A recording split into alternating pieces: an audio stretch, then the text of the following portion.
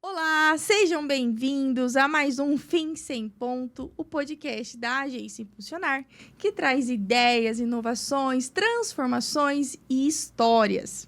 Hoje a gente vai iniciar um projeto muito legal, que é de uma grande amiga minha e da Cris, uma psicóloga que ela encontrou durante a sua trajetória e aí transformou alguns rumos, algumas ideias, né?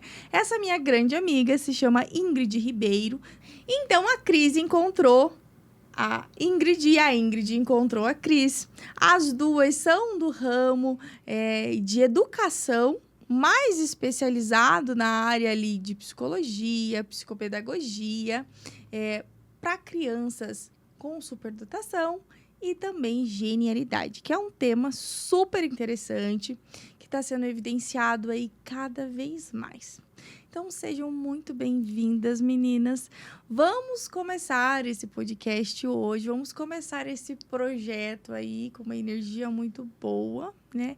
E eu queria que a gente começasse com vocês falando já um pouquinho sobre esse projeto. Então, aí me tragam, me contem como é que vocês idealizam e pensam que vai ser o Psiconversas e Altos Papos. É um entre muitos, né, Ingrid? Esse é o filho mais novo dos muitos projetos que a gente estava na gavetinha há um tempo. Legal. Então, só para me apresentar, eu sou a Ingrid Ribeiro, sou psicopedagoga, especialista em neuropsicologia. Eu atuo, né, no ramo, né, voltado mais para altas habilidades de superdotação.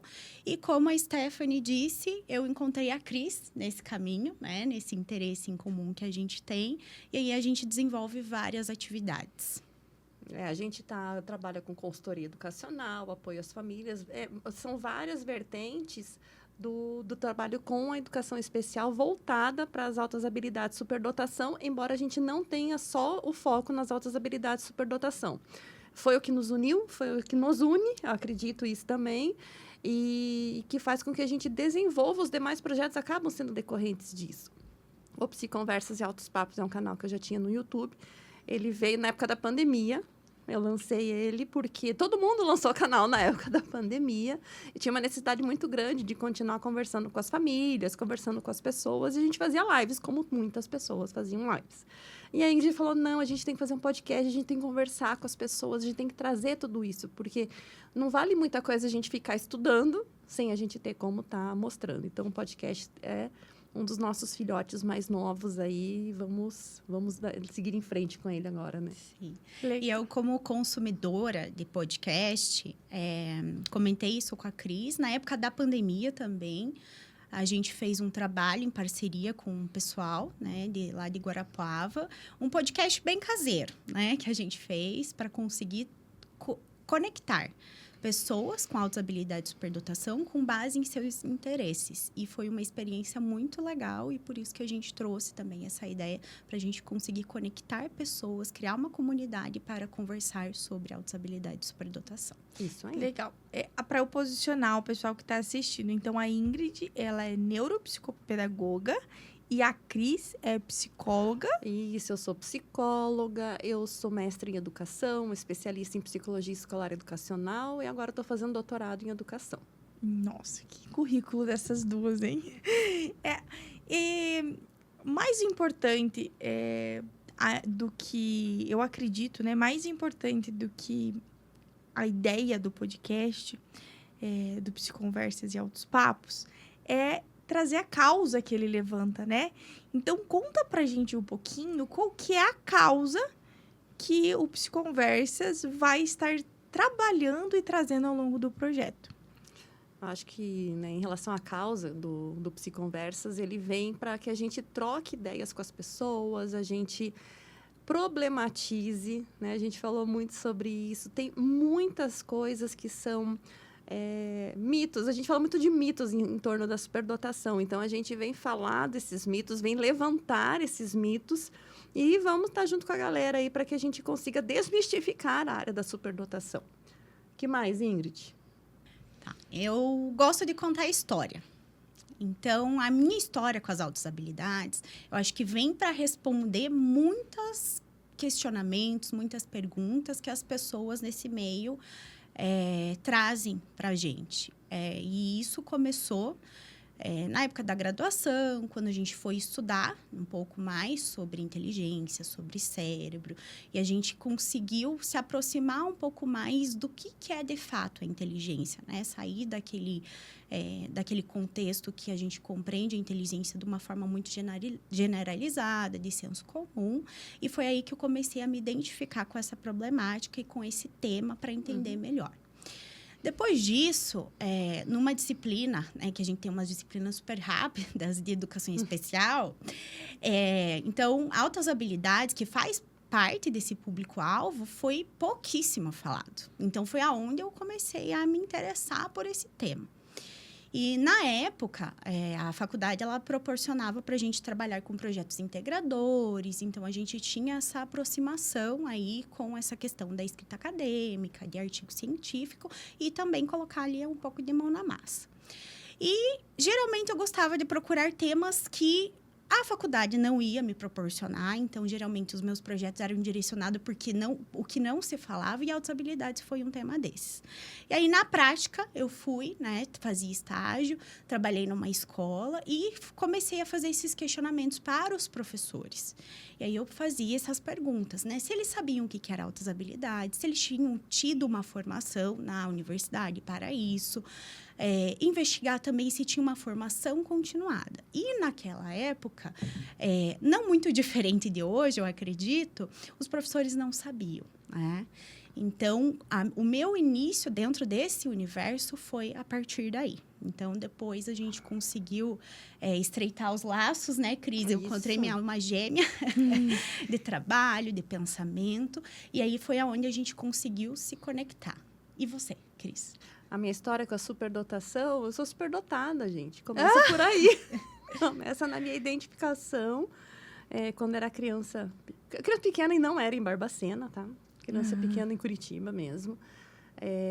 Por um período de identificação quando era pequena, de negação quando a minha mãe morreu, de não entendimento de mim mesma na adolescência, de práticas educativas parentais bastante discordantes. E hoje eu vejo que falhas. Não é uma crítica para o meu pai, mas ele fez o que ele pôde. Uma redescoberta na faculdade e um reencontro com o meu primeiro estudante superdotado que eu avaliei, trabalhando na prefeitura de Pinhais ali em 2006. Então, em 2006, eu me reencontrei e eu digo assim que grande parte dessa culpa, excelente culpa, quem carrega é a Maria Lúcia Prado Sabatella, porque daí é presidente do Enodap. Eu fui conversar com ela, não tinha atendimento para criança, o Enodap agora está completando 25 anos esse ano, e eu cheguei para ela e falei assim, me ajuda, né? Nunca tinha visto a mulher na vida, e ela é minha diva, assim, eu acho ela maravilhosa, e ela olhava para mim e falava assim, e a tua identificação? E a tua avaliação? E a gente ficou nessa durante um tempo, e e quem estuda a área sabe que mulheres têm uma resistência maior mesmo de ter essa identificação, até que eu falei assim, agora eu vou me assumir, fiz avaliação, fiz aplicação de teste, tudo aquilo que a gente faz com os nossos clientes, tal. Eu falei assim, agora eu posso dizer que eu não sou tão vira-lata assim, né, eu brinco com o meu percentil, que nem lembro mais, gente, qual que é o percentil, mas é 98, alguma coisa assim, e eu sei o que eu passei. Né? Então, primeiro vem desse envolvimento meu mesmo particular e dessa dificuldade que foi para eu entender o que é tudo isso que passa dentro de mim e eu vejo nos outros. E ver nos adultos, por exemplo, a gente trabalha, né? Você falou de criança, mas a gente também está abrindo para crianças bem pequenas e para adultos também.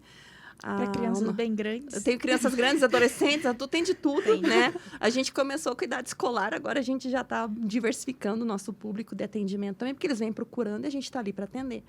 Então, de ver a falta de rumo na vida que o adulto tem, o adulto não identificado.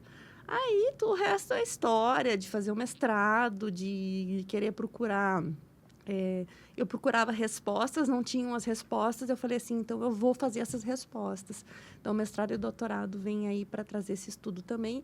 E é a menina dos olhos, é o que mexe no coração. E daí eu arrumei um marido superdotado, eu tenho certeza que a minha parceira também é, mas ela não deixa eu avaliar ela ainda. Então, assim, a gente vê o resultado depois na vida das pessoas, poder trabalhar com essas pessoas, poder direcionar. E saber o que elas estão, assim, mesmo que não seja a mesma experiência, o mesmo contexto de vida, mas saber o que elas estão passando e a gente consegue ajudar. Então, nos meus estudos, eu vejo que uma das melhores formas de se ter uma satisfação com a vida do superdotado é você poder fazer o bem para os outros, porque a gente se entende enquanto engrenagem do universo. Nada na minha vida faria sentido se eu não tivesse os outros, essas pessoas, elas são, assim, o que me move. Então, estamos aí nessa história da superdotação, é essa, resumindo, né? E vocês acreditam que agora o podcast vai conseguir, a principal causa dele vai ser trazer essa conscientização, principalmente para as pessoas se encontrarem, para as famílias? Sim, com certeza. Exatamente. Eu acredito que essa necessidade, né, de fazer essa desmistificação, como a Cris comentou no início, trazer voz. A gente fala no universo das altas habilidades muito sobre invisibilidade, né? Quando eu comentei lá, quando eu tive o primeiro contato, realmente foi o que eu menos estudei, foi o que eu mais tive curiosidade, porque traz muitas respostas, né? Então, a gente entende como essas pessoas se sentem. Porque o que eu percebo nesses anos de experiência? A gente sabe lidar um pouco melhor com a falta, com a ausência, com o que precisa complementar. E quando a gente tem que fazer uma suplementação, entender esse potencial a mais, fazer esse desenvolvimento, aquilo que se sobressai, nós, enquanto seres humanos, de forma geral, a gente tem mais dificuldade. Então, geralmente, as famílias não sabem o que fazer, as escolas não sabem o que fazer, ninguém sabe para onde seguir. Então, como a Cris comentou, a gente está nesse universo, a gente estuda sobre isso, se dedica para isso, e não faz sentido, né, a gente não compartilhar isso com as pessoas. Uhum. Então, quanto mais pessoas a gente conseguir alcançar, quanto mais pessoas receberem essa informação, mais pessoas vão se entender, vão ser vistas também e vão conseguir direcionar essa potencialidade, se entender enquanto pessoa para conseguir ter uma vida mais saudável, uma vida mais plena, sem pensar que tá sozinho nesse mundão e que é esquisito. As pessoas acham os esquisitos que nem elas, né? Tem mais esquisitos nesse mundo aí. Eu acho que eu sou esquisita. Eu também acho. Geralmente eu sou amiga de pessoas esquisitas. Os esquisitos são os melhores, gente. São os melhores. E agora eu vou... Assim, são muitas perguntas, né? Que eu acho que o que deixa o podcast mais legal e interativo são as perguntas que vão surgindo de uma pessoa leiga, que no caso Perguntem. Uma pessoa leiga, no caso eu, entrevistando duas experts. Então, a primeira pergunta vai para Ingrid. Ingrid, genialidade e altas habilidades é a mesma coisa? Qual que é a diferença? Bom, genialidade e altas habilidades é a mesma coisa? Então, venho para dizer que não é a mesma coisa, e isso é um dos mitos que a gente vem para acabar com ele. Então, muitas das pessoas entendem altas habilidades e superdotação como genialidade, como prodígio. E o próprio nome, acho que às vezes até não ajuda, porque cria, né, essa expectativa de que todas as pessoas, né, superdotadas, na verdade, são gênias, e isso não acontece. Muitas pessoas que são gênios, que passaram pela nossa história, que deixaram uma contribuição e que mudaram o rumo, o percurso da história, esses sim a gente pode considerar que foram gênios. E possivelmente eles são superdotados. Mas nem todo superdotado vai ser um gênio. E não é o objetivo também. O objetivo é a pessoa com altas habilidades se entender, se reconhecer. Claro que tem essa questão do capital de produção, que pode fazer uma contribuição, mas isso é um peso muito grande para colocar em cima de uma pessoa com altas habilidades de superdotação. Então, a gente começa fazendo essa desmistificação por aí. Tá? Então, a genialidade, ela parte das altas habilidades. Então, primeiro, a pessoa, ela desenvolve altas habilidades para um determinado para algo, para um segmento determinado, e a partir disso vai ser o que ela vai desenvolver dentro daquilo que vai fazer com que ela seja um gênio. Isso? Mais ou menos. Né? Mais ou menos. Pode ser que indo sim, nesse caminho, pode ser que não. Porque o que acontece? A pessoa que é considerada gênio, que fez uma contribuição e fez uma mudança, então são grandes nomes que a gente vê. Então, por exemplo, Isaac Newton, Thomas Edison, Einstein, Marie Curie. Então, são pessoas, né, que não... E exatamente é um ponto muito chave para a gente entender, que elas não são gênias em todas as áreas. Então, elas fizeram uma descoberta, trabalharam com isso, em cima do seu interesse, acima do seu potencial, e conseguiram fazer essa contribuição para a sociedade. Entendi. Cris, o que é altas habilidades? O que é altas habilidades? O que é altas habilidades, superdotação? O que é superdotação? O que é bem dotados, né? Zenita Ginter fala dos bem dotados. Maravilhosa Zenita Ginter também. Assisti uma fala dela no passado. Altas habilidades... Então, vamos começar a falar de terminologia, né? Altas habilidades, superdotação. Então, altas habilidades / superdotação. Ou altas habilidades... ou, né, que tem também, ou superdotação, são termos que são utilizados no Brasil, que são organizados por legislação do MEC, do Ministério da Educação. Altas habilidades e superdotação é a mesma coisa, tá? Então, altas habilidades, a gente tem que entender que existe um padrão genético nesse ponto e ambiental. Uma pessoa não se torna uma pessoa com altas habilidades de superdotação do nada. Ela tem um componente genético. Já existem vários estudos que trabalham sobre isso. Mas o que a gente pode definir? Sumarizar, que são as altas habilidades de superdotação. É um modo diferente de ver o mundo. Então, o processamento das informações que a gente adquire, dos sentidos mesmo. A gente está aqui adquirindo informações. Então, esse processamento de informações, ele normalmente é mais rápido numa pessoa que tem altas habilidades de superdotação. Ela tem uma facilidade maior de se apropriar de conteúdos, de aprendizagens. Ela aprende mais rápido do que as pessoas que têm ali a mesma faixa etária, a mesma escolaridade. Ela aprende mais rápido e aprende mais de um determinado conteúdo, porque ela faz inter-relações nesses conteúdos, nessas informações, e consegue também... Aquilo que ela aprende, que ela desenvolve o conhecimento, ela aplica em demais áreas do conhecimento, do conhecimento humano. Então, só que não é só isso, né? Então, isso é o que todo mundo conhece e que todo mundo busca. Nota alta na escola, bom desempenho, que saiba todas as respostas. Mas as altas habilidades de superdotação também é um modo de ser, é uma característica da pessoa, que não vem junto só com o cognitivo, vem com uma intensidade emocional exacerbada, um senso de justiça muito bem determinado e precocemente desenvolvido, a moral, senso de moral também, sensibilidade, seja em relação aos órgãos dos sentidos mesmo. Então, acham que são autistas, tem muitos que vêm dizendo para a gente que são autistas, a gente não ser superdotado. E na questão emocional também. Então, é uma pessoa atípica, é uma pessoa neurodivergente, é uma pessoa que, pelas suas conexões cerebrais, pelo seu desenvolvimento e apreensão do mundo, é uma pessoa que é diferente. E, nesse diferente, é uma pessoa que se destaca dentro dos seus pares etários como um melhor desempenho em determinadas atividades. Não precisa ser superdotado em todas as áreas, e não tem superdotado em todas as áreas, né? Mas ela acaba tendo uma predisposição, uma facilidade, e que, se for bem estimulada pelo meio, tem que ter desafios, né? Desafios esse meio tem que estar trazendo para ela poder desenvolver. Eu digo assim, né? A Ingrid estava falando dos gênios. Vamos supor Mozart. Eu sou muito fã de Mozart, tá? Então, assim, Mozart, com certeza, era um superdotado. O Mozart fez a primeira peça dele lá, que ele escreveu com 5 anos de idade. Ele fez a primeira sinfonia com 9. Eu não sei nem tocar o dó, ré, mi no piano, tá?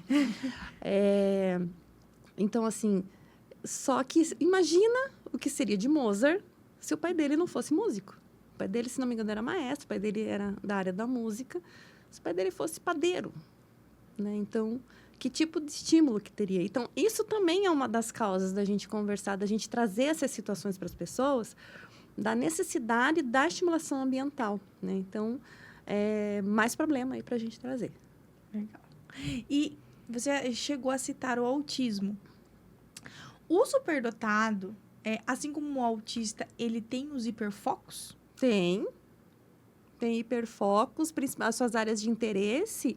Uma das características que a gente vai observar quando a gente faz o processo de identificação é se ele tem, assim, se ele se motiva, é uma automotivação, para que ele desenvolva os seus projetos de interesse. Então, muitas vezes, a criança, o adulto, enfim, a pessoa ali que está com o indicador de superdotação, a criança, vamos supor, ela deixa de brincar no parquinho com os amigos, que é uma coisa que crianças gostam de fazer, porque ela não terminou determinado projeto que ela começou. Eu lembro de um aluno que a gente tinha que ele não dormiu até fazer o tal do teleférico. Ele fez uma maquete de um teleférico, porque ele tinha feito para a escola, estava no 3º ano na época, e daí ele queria fazer uma para ele. Então, ele não dormiu. Para que ele vai dormir? Então, ele não dormiu para poder fazer a maquete do teleférico, porque ele queria ter aquela experiência novamente que ele gostou, que era uma área de interesse. Então, uma coisa que a gente vê muito comum também é não dormir, né? Ter essas questões de sono. Para que eu vou dormir a perder tempo? Né? Então, não vou dormir. E outra coisa interessante também é que terminou o projeto, fez um negócio maravilhoso. Estava conversando ontem lá no simpósio de doenças raras lá com uma colega. E daí ela comentou assim, quando eu estava no 5º ano, eu fiz cachaça na feira de ciências. Falei, foi embebedar os coleguinhas, né? Então, assim, vai fazer um negócio diferente, assim, umas coisas diferentes. Só que daí, você ganhou aquela medalha ali na feira de ciências. Nossa, que legal, você ganhou, parabéns, você foi campeão. Tá bom.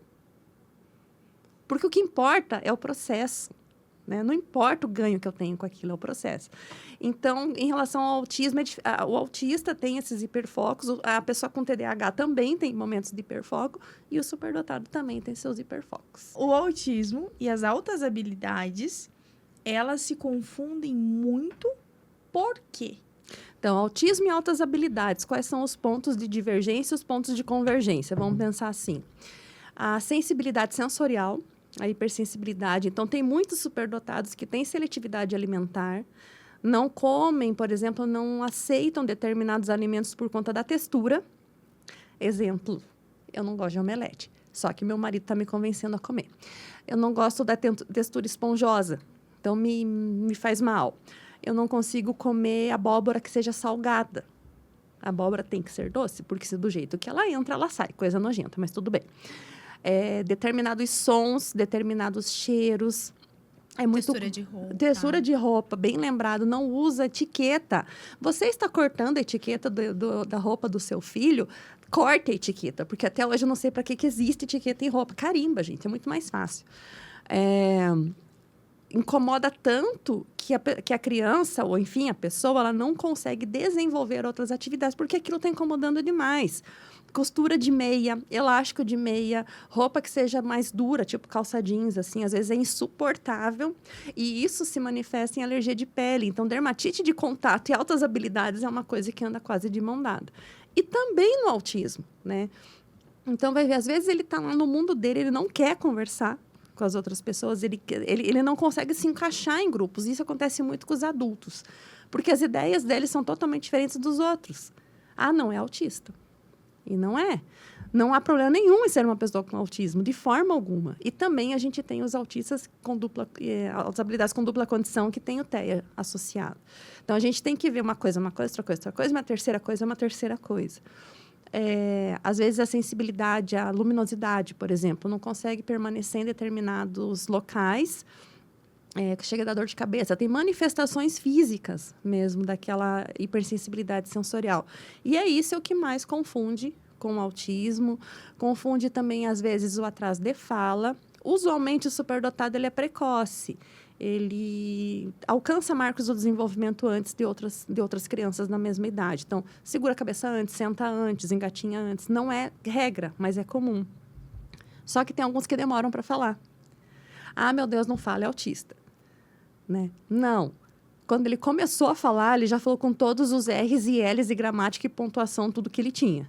Então, quando não faz muitas vezes o balbucio, não faz aquele nenezinho falando, já fala corretamente. A gente está com uma criança de 2 anos orientando.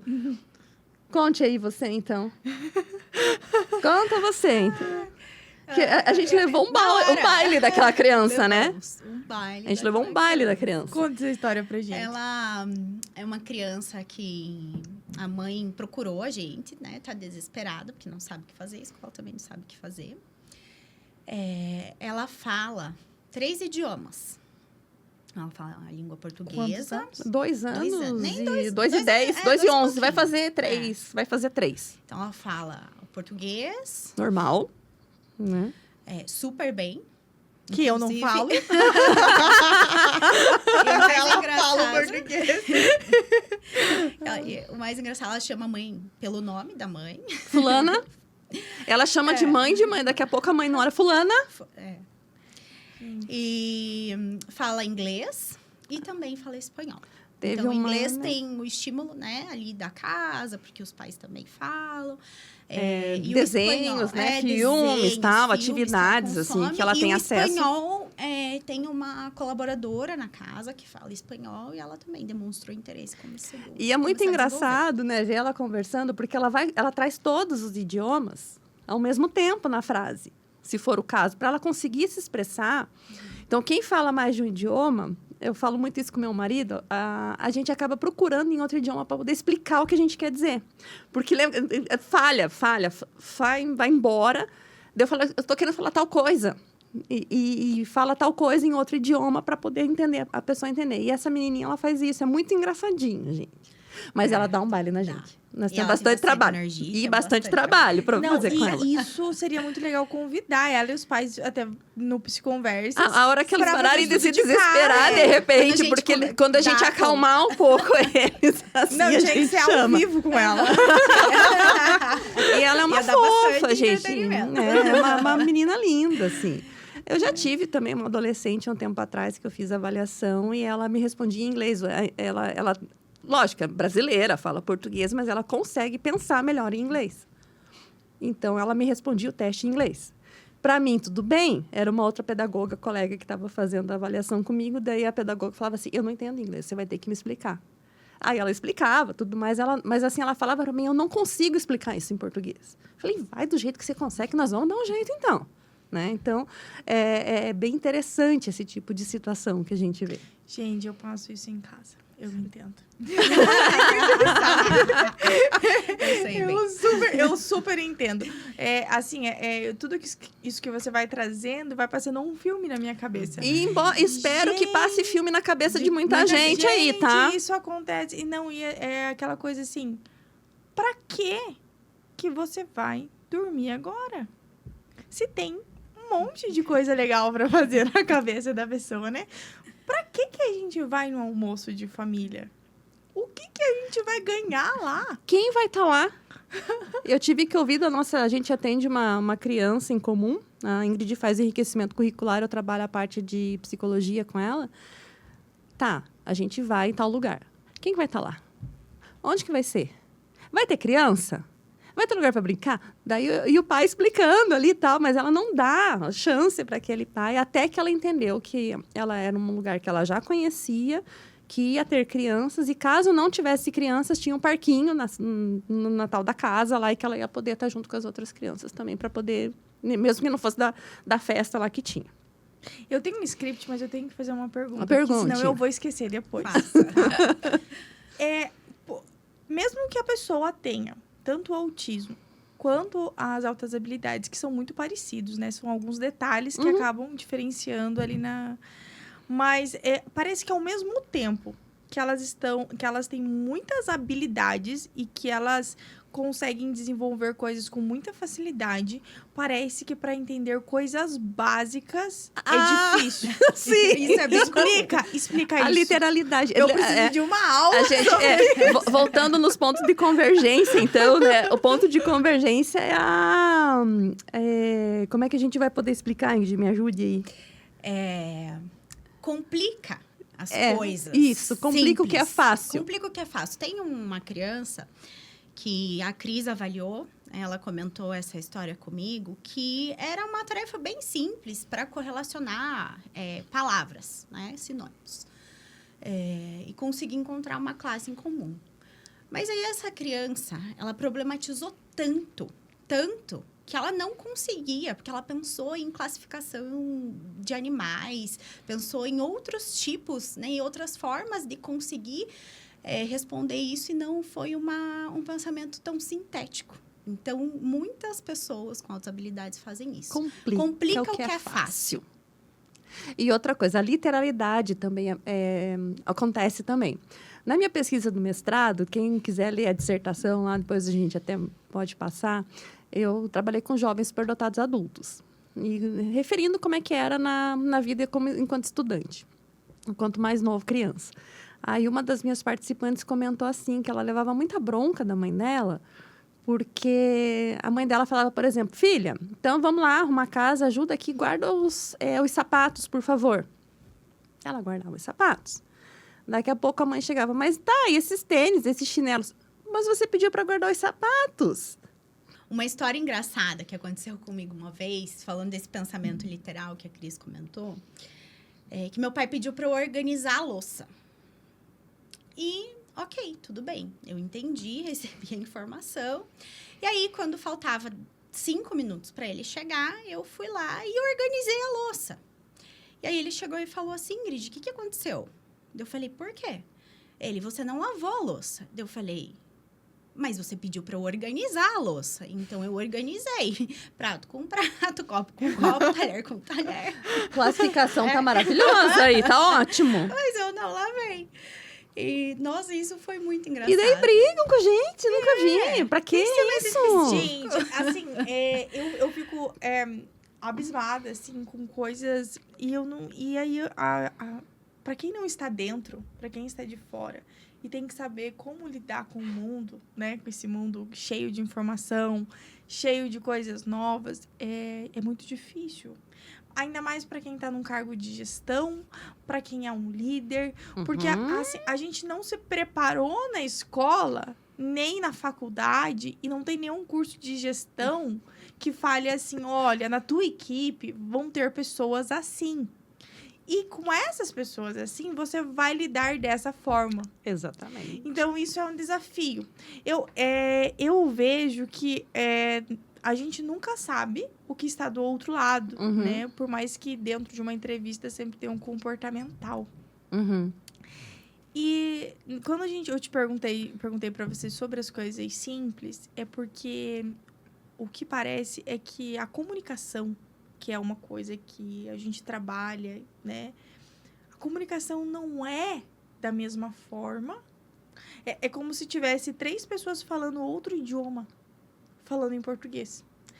Se eu coloco aqui, por exemplo, nós 3, coloco mais uma pessoa aqui que também tenha super altas habilidades ou superdotação, eu me sinto, algumas informações, dependendo, eu acho que do nível, não sei, é como se você estivesse falando outra coisa, como se a mensagem mais simples que fosse não chegasse na outra pessoa da mesma forma que eu emiti. Então, isso é uma característica, isso é um problema, ou isso é algo tratável? Depende. Se é uma característica, um problema, algo tratável. Mas daí depende, qual que é o problema para você? Depende para quem que é o problema. Não, né? Isso. Você enquanto gestora de uma equipe, então. E não só como gestora, mas como uma pessoa civil comum, normal. Porque eu entendo assim, a pessoa que tem altas habilidades, ela se sente perdida porque ela não tá entendendo, né? O que tá acontecendo, às vezes ela não tá entendendo. E quem tá conversando não sabe como conversar. Então, pra gente, como é que a gente se comunica? Tem uma fórmula? Tem um jeito para se comunicar?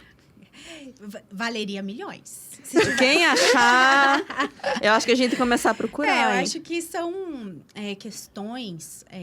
por isso que a identificação é importante. Primeiro, para a pessoa entender como que ela funciona, o que ela precisa desenvolver. Porque, como a gente comentou antes, altas habilidades de superdotação não é ser perfeito.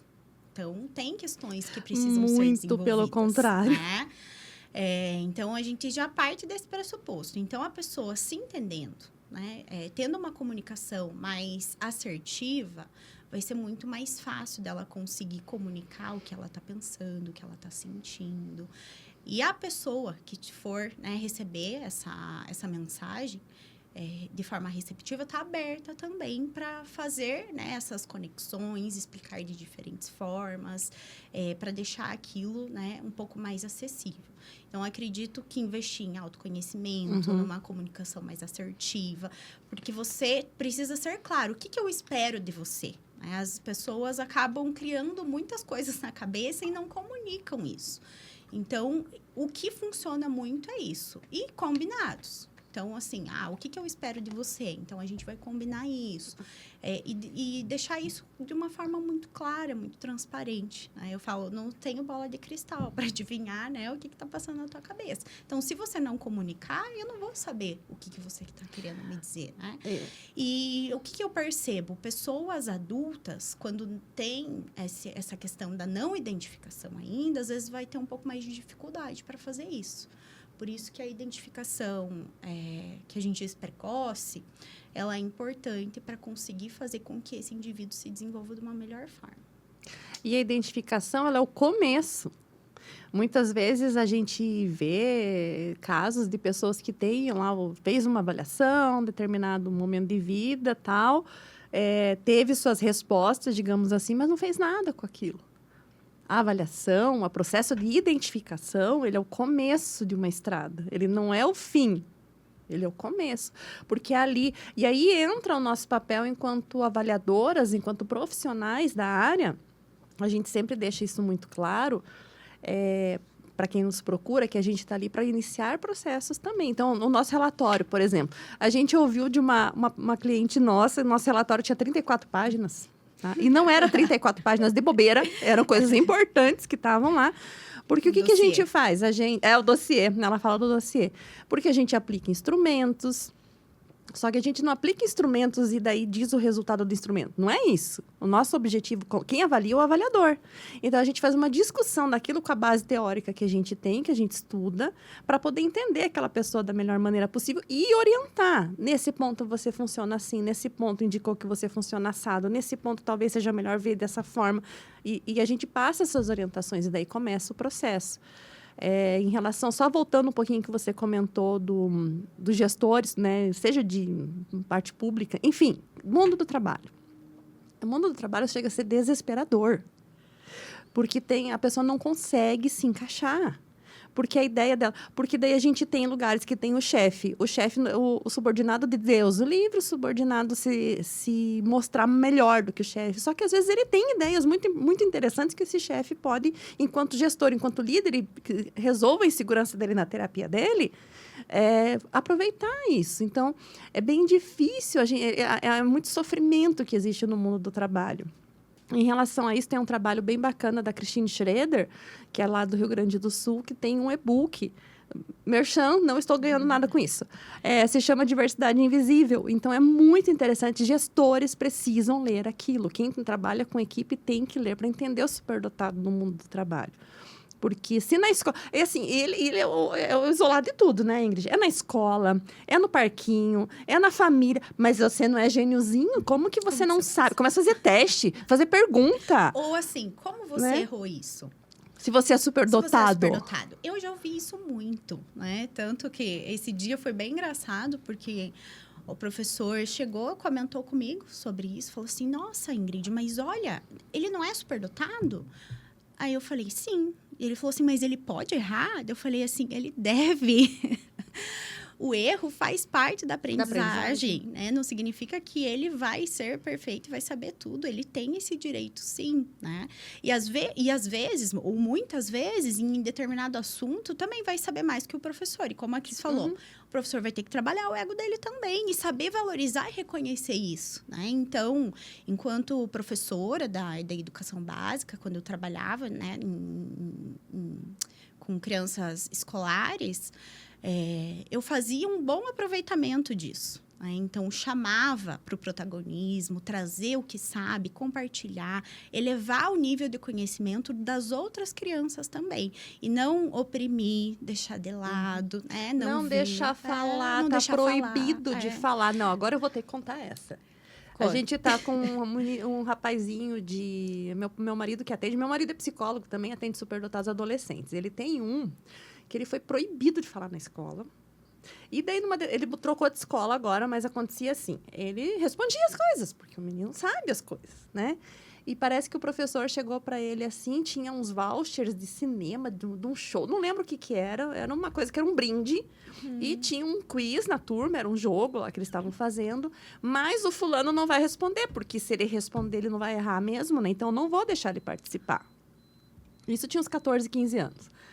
Mas já aconteceu um tempo atrás, não muito tempo atrás, uma criança de 4 anos na educação infantil, que a mãe veio me contando a história, que a criança foi proibida de falar na roda de conversa.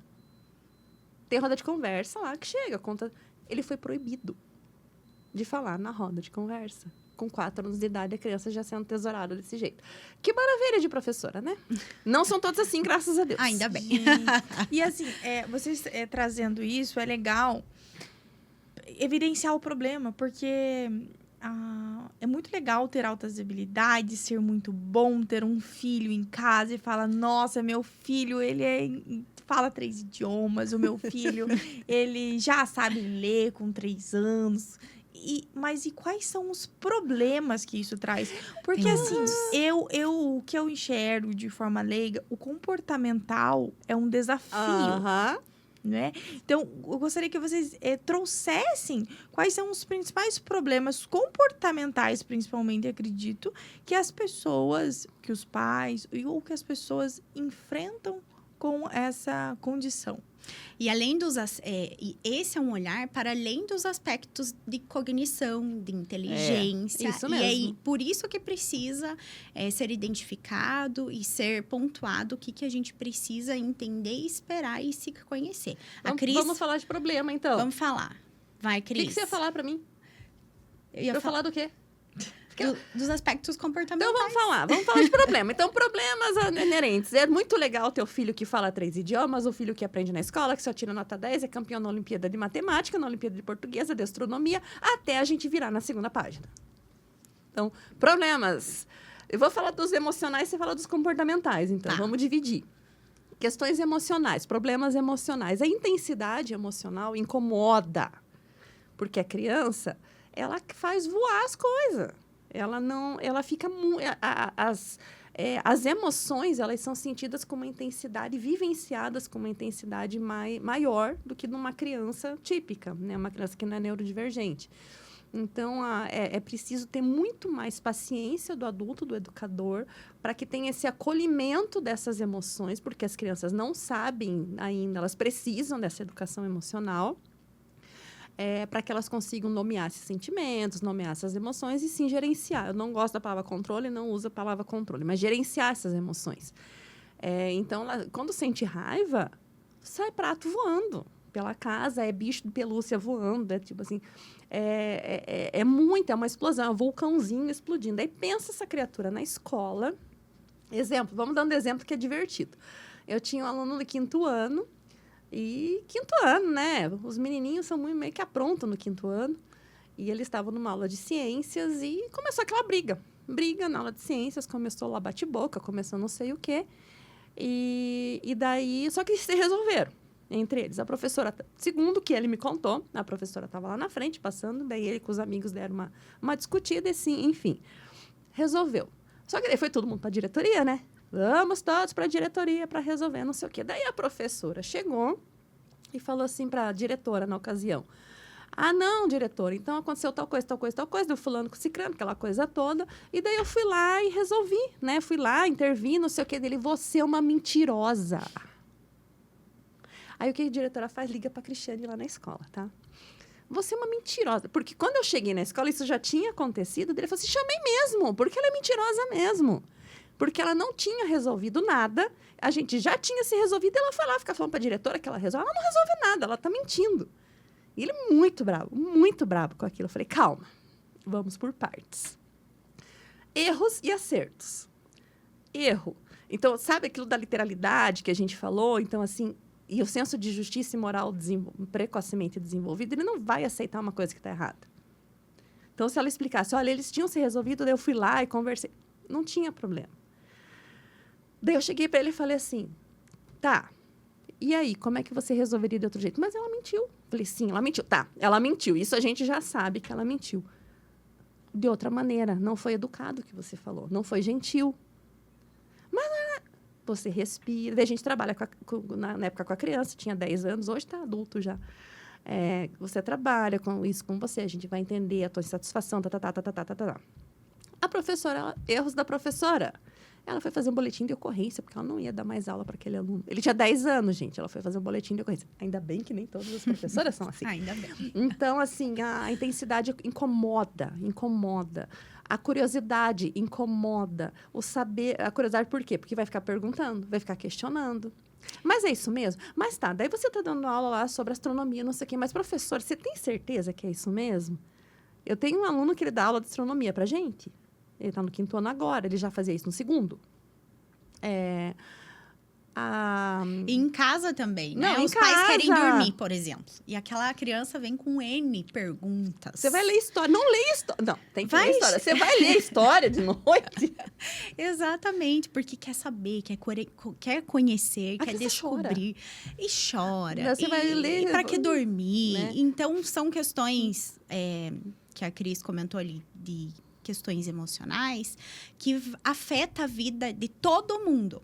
Né? Então, assim, aquele comportamento vai influenciar no ambiente escolar, na família, na questão dos relacionamentos de amizade, de vínculo, dessa falta de pertencimento por conta desse tipo de comportamento.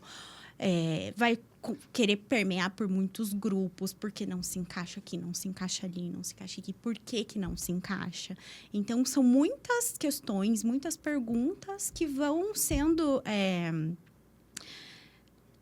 direcionadas, né, dentro do cérebro daquela pessoa superdotada, e que acaba tendo, por exemplo, uma explosão emocional ali, que vai do 8 a 800, né? Não é nem do 8 a 80, e como a Cris diz, não é fazer tempestade em copo de água, é em tampinha de xarope, não, né, falei Cris? que esse vai ser... Não roubem a minha ideia, porque vai ser o título do livro que eu vou escrever depois do doutorado. Né? Porque eu trabalho... o meu trabalho é direcionado, né? Meu estudo, a minha área de estudo é trabalhar as questões socioemocionais, o desenvolvimento socioemocional do superdotado. Então, daí seja de adulto, seja de criança, família, enfim, a gente trabalha com tudo isso. A gente tem, assim... história, como a Ingrid disse, é em casa, é na escola. A crítica, né? Mas não é assim. Professora, você está ensinando errado. Aí, o que eu faço? Eu entro na sala, a professora escreveu calça jeans, escrevendo D-I-N-S. Eu vou falar assim, o quê para aquela criatura? Professores, vocês têm raiva dessas crianças? A gente vamos ter raiva junto e vamos resolver a raiva de vocês também. E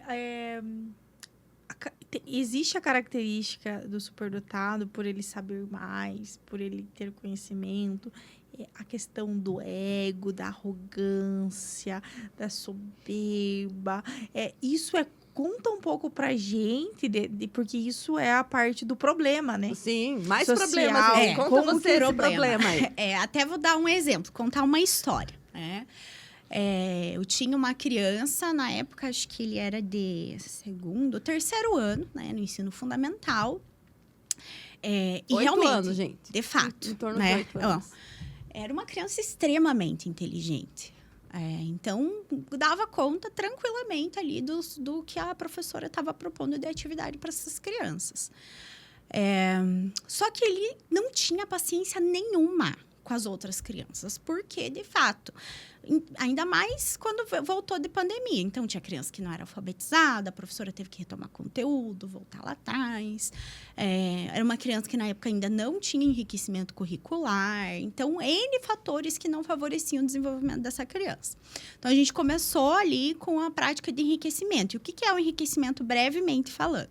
É você desenvolver um ambiente para aquela criança desenvolver melhor as suas habilidades, potencialidades daquilo, a partir daquilo que ela já sabe. Então, basicamente, não é fazer mais do mesmo, não dar mais atividades da mesma coisa sempre repetidamente. Então, é você fazer esse enriquecimento a partir de conteúdo, de propostas, de projetos, de atividades que vão favorecer esse potencial, né? Então, a gente começou a fazer isso. E para trabalhar essa questão do ego, porque daí, assim, partiu para um vocabulário, assim, porque é burro, porque não sabe, e começou alguns conflitos em relação a isso. E aí a gente teve que trabalhar essa questão do autoconceito que a gente fala de superdotado, que é você entender, né, a sua superdotação, você entender as suas potencialidades, as suas áreas e entender que nem todo mundo é igual, que nem todo cérebro funciona na velocidade que o seu cérebro funciona. Então, basicamente, eu tive que dar uma aula de neuro para essa criança, né? Então, a gente foi lá, pegou argila, moldou um cérebro, eu expliquei, né, essas funções cognitivas de como funcionava essa velocidade, expliquei também um pouco sobre as inteligências. E aí, a partir disso, ele entendeu, nossa, mas não é todo mundo que funciona que nem eu? E sim, né? Ele entendeu. Então, a gente precisou fazer uma prática ali para ele entender, de fato, como que os outros cérebros funcionavam. E que não é um cérebro padrão. Então, existem as crianças com dificuldade, as crianças que estão dentro da média, as crianças que têm algum tipo de transtorno ou até mesmo deficiência. Então, por isso que o trabalho, né, ali com as pessoas superdotadas e falar sobre esse mundo da neurodivergência é muito importante também, para a gente saber que não é todo mundo que vai estar na mesma vibe, no mesmo flow que você. Né? E pensando que a gente não tem problema só na escola, professoras, desculpem, tá? A gente não tem problema só na escola, em casa, né? Então, e essa arrogância, essa soberba, esse tipo de coisa também vai vir muito de como que são as práticas educativas parentais aí dentro de casa. Porque quando a gente faz identificação, às vezes a família vê como um troféu. Como você estava comentando antes, né? Que eles não viraram para a segunda página ainda. Então, só vem a parte boa da coisa. Né? Então, querem exibir esse filho, esperam que esse filho, ele atinja os sonhos dos pais que eles não conseguiram. Então, porque meu filho é superdotado, ele vai ser médico. Porque eu não pude ser médico, ele vai ser médico. E ele quer ser, sei lá, violonista. Ele não quer ser médico. Não é a área dele, não é a biológica, é música, enfim. Então, isso a gente tem muito das famílias. Por isso que a gente trabalha a educação dos pais também. Não só quando eles chegam desesperados para a gente, mas quando eles não estão desesperados, mas a gente desespera eles. A gente se desespera com a atitude de muitos pais. Fala, não, a gente tem que fazer um atendimento familiar aqui. Porque senão, são vocês que estão moldando essa criança. Então, a criança, ela se constitui, como todos nós, né? Mas a gente se constitui nas relações. E a criança, ela vai se constituir nas relações familiares em primeiro lugar, para depois ela mostrar quem ela é. Porque ela teve esse que não tinha paciência, eu tinha um que falava assim, eu sou super dotado, vocês são super retardados. Eu vi ele fazendo isso. E o pai dele enfim, o pai dele tinha o filho como troféu, porque a escola achava que era psicopata. Mas porque ele batia, ele era complicadinho de comportamento. Muito intolerante também. E daí ele falou isso, eu só olhei e falei assim, o quê? Né? Era uma época que a gente estava iniciando no atendimento. E é isso. Outro problema, Esté, atendimento educacional especializado. Eles não têm acesso como deveriam. É um direito que não está sendo cumprido. E é o primeiro mais direito. Problemática aí para a gente estar discutindo. O que está acontecendo que não tem atendimento? E quando... Nosso tempo está acabando, mas eu tenho mais 2 perguntas para fazer, tá? Quando se tem, né, uma questão dessa com uma professora ou com os pais, normalmente o pai em casa é aquela coisa. Primeiro você pede. Aí, ou você é questionado, o pai fala com rispidez. Aí, por último, ele grita. E daí, por último, o chinelo voa. Na minha casa era assim, né? As havaianas voando, assim. Isso. E existe a melhor maneira de falar com essa... Porque o tom de arrogância, principalmente às vezes da criança ou do adulto, ele é algo que... numa hierarquia familiar, é algo que incomoda os pais. E eles estão em xeque. Eles não sabem como reagir. Eu acho que... Eu respondo essa e responde a outra. Então, quer ser com pais, é comigo. Né? A Ingrid já falou isso antes. Então, voltem para ver. Clareza. Os pais precisam... Pai de qualquer criança. Não é só de criança superdotada. Mas pai de qualquer criança... precisa ter clareza do que... A criança precisa ter clareza do que ela tem que apresentar. Então, ela tem que ter clareza dela nessa hierarquia familiar, ela tem que ter clareza do que é esperado dela dentro daquele determinado comportamento. O organize a louça, ela organizou. Isso poderia ser para qualquer criança. Mas você tem que dizer o que você quer. E quando você corrige a criança, você precisa também dizer assim, o que é fazer aquilo? Arrume teu quarto. Tá. Isso. E você educa a criança desde pequena. Não é que você vai... A criança um dia não vai precisar você explicar passo a passo. Então, seja positivo. E quando você vai corrigir, diga o que deveria ser feito. O que você Ou converse com essa criança. Ó, você fez isso me deixou chateado. Fale dos teus sentimentos para a criança. Fale que você ficou chateado, você ficou com raiva, você ficou triste. A criança precisa saber que ela mexeu com você em algum momento também. Não fique usando de joguinhos, assim. A gente não tem manual para educar pais, mas é um dos pontos que eu faço também no meu atendimento. Doutorado está acabando, tá? A tese vocês vão ler depois. Que é isso que a gente vai estar discutindo, como trabalhar com um filho superdotado, que tem esse senso de moral desenvolvido, de justiça. Não é a justiça do chinelo. É o certo, errado, sempre. A questão da constância precisa ter também.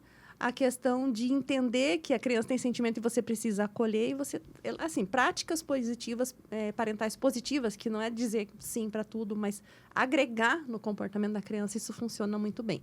No caso do superdotado, tem mais argumentação só. Não é porque eu sou tua mãe e eu tô mandando que vai funcionar. Então, tem que explicar que nem ela teve que fazer o cérebro de argila para a criatura lá entender. Como e o porquê. O como e o porquê. Gente, é muita pergunta. Segunda pergunta, a outra pergunta é para você. Vai lá. É muita pergunta. Tá. Eu tenho essa pergunta, mas aí a gente vai fazer a última para finalizar. Tá? Porque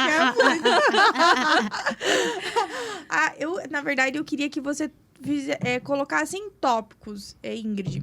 Então, assim, trouxesse os problemas problemas que caracterizam crianças superdotadas. E coloque um por um, só para a gente começar a identificar, né? Dar esse... não diagnosticar ninguém, mas trazer esse alerta. Uhum. Como que você... Os problemas que as pessoas com altas habilidades de superdotação apresentam. Por exemplo, essa falta de pertencimento, falta de inadequação do ambiente, de não conseguir se perceber, de não conseguir se encaixar.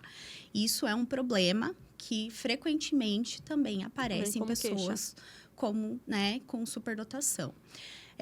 Outra questão que aparece também no consultório, de problemas, meu filho está aprendendo numa velocidade muito mais rápida do que as outras crianças e ele fica muito entediado. E aí, esse tempo ósseo acaba dando chance para o problema. Porque aí, assim, não estou sendo atendido, Eu vou para a escola para aprender, às vezes não estou aprendendo. Então, ali vai gerar questões, de problemas comportamentais, de conflitos, de intolerância e por N coisas que podem aparecer também. Se for uma criança mais introvertida, que ela tem sintomas internalizantes, pode causar até uma depressão, transtorno de ansiedade. E como é uma questão, assim, que não é tão vista, principalmente esse eu acho que é o pior. Porque como é internalizante, não é um problema que externaliza, que incomoda. Então, quem incomoda acaba sendo mais fácil da gente conseguir ajudar. E quem tem esse comportamento mais internalizante, às vezes a gente não consegue perceber. Às vezes demora para perceber isso, tanto a escola quanto a família, porque tem esse perfil muito mais introspectivo. E aí, quando a gente vai ver, já está nesse nível de depressão, de ansiedade, que vai precisar de uma intervenção direcionada para essas questões, além da superdotação, para essas questões de transtorno também. Posso fazer um parêntese? Pode. Profissionais especializados, gente. Vamos despatologizar a superdotação também, porque daí você chega lá no médico, que é um excelente médico, é um excelente neuro, um excelente psiquiatra. Teu filho tem problema, tem que tomar remédio. Toma remédio, não funciona mais a criatividade, vai embora. Uma mente brilhante, assista o filme. Uma mente brilhante, assista um filme. É muito bom. E, para finalizar, a última queixa que aparece, que são problemas que são recorrentes, o que eu faço? O que eu faço com essa criança que sabe mais, que vai além? Como que eu vou conseguir fazer com que essa criança se desenvolva? Então, esse é um problema, que é a pergunta de milhões. Então, o que a gente vai fazer com esse indivíduo? Como a Cris disse, a avaliação, a identificação, ela é o começo, não é o final. Então, existe todo um processo. Então, o que fazer com uma criança, com uma pessoa, superdotada, é o grande X da questão. Certo. Última pergunta. De verdade? De verdade, agora é de verdade. Não, nós vamos ficar até amanhã aqui. Não, é verdade. Vamos ficar mais pergunta. Qual que é o papel e qual é a diferença do papel no tratamento e do diagnóstico da psicóloga e da neuro? Da pedagoga? E neuropedagoga, isso. Então, primeira questão é entender que altas habilidades de superdotação não é um diagnóstico. Então, não é um transtorno, não é uma Não é doença. É uma condição que essa pessoa tem, porque ela tem um funcionamento diferente com as outras pessoas. Não tem né? CID, tá? Não tem CID, não adianta procurar. E não é o neuro que DSM. vai dizer que tem superdotação também. Então, é fundamental, né, para entender e para identificar uma equipe multidisciplinar, que a gente chama. Né? Então, eu e a Cris, a gente trabalha nessa parceria. Nós duas temos a formação de neuropsicologia, né? Mas ela tem a formação base da psicologia e eu tenho a da pedagogia. Então, por que é importante, né, esses dois olhares e também a participação de envolver nesse processo a família e a escola também? Porque quando a gente fala de uma pessoa, ela está dentro de um contexto, né, dentro de vários contextos. E a avaliação, né, o tempo de sessão, ela é um recorte.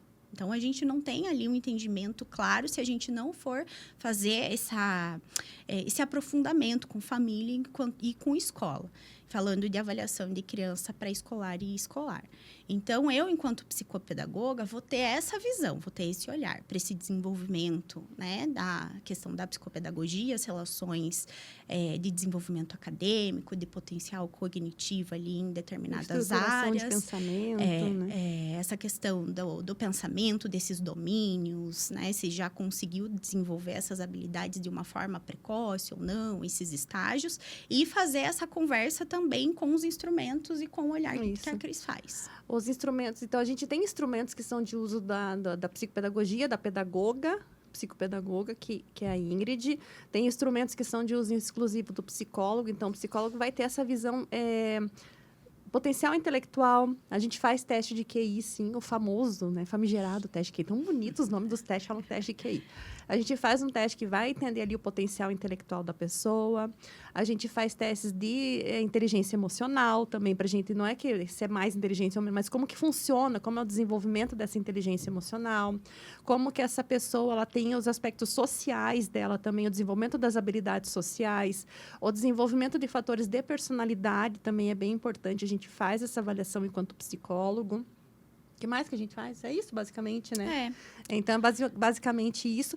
E daí, o que eu faço, por exemplo, que a Ingrid, ela tem o conhecimento de fases de escola, questões acadêmicas, o que a criança em determinada série tem que estar desenvolvendo. Ela faz a avaliação de conteúdo escolar também e as partes ali que são da neuropsicologia, de funções mentais executivas. Lembrei. A predisposição para aprendizagem, motivação para aprendizagem, qual é o tipo de... Se ela tem uma motivação, estratégias de aprendizagem, como que ela utiliza. Então, isso o psicólogo faz. Aí, a Ingrid tem o rol de atividades lá que ela faz. Por isso que não é R$150 a sessão, desculpe, não é. E são mais ou menos... Para crianças escolares, são umas 10 sessões que a gente precisa. Para escolares, umas 8. Adultos, é entre 6 e 8. Então, aí depende e o processo é artesanal de identificação. A gente vai fazer... A gente tem um monte de instrumentos à disposição. A gente vai olhar aquele cliente e o que a gente vai... O que demanda, o que vai ser mais produtivo, eficaz para a gente descobrir como que é o perfil dele. Como que ele funciona. O funcionamento. Acho que a palavra é funcionamento. Show de bola, meninas.